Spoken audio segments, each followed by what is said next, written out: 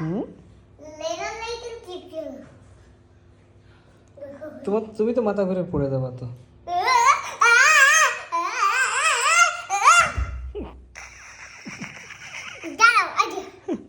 এত আড্ডাবাজ একটা বেবি হয়েছে না।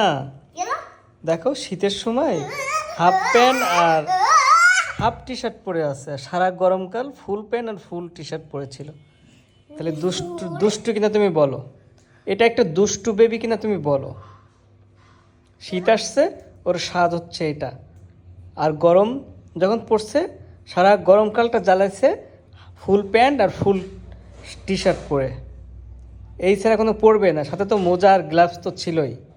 আর এখন দেখো শীতের সময় হাতে হাতে কোনো গ্লাভস নেই, মোজাটা একটু পরছে, গুড।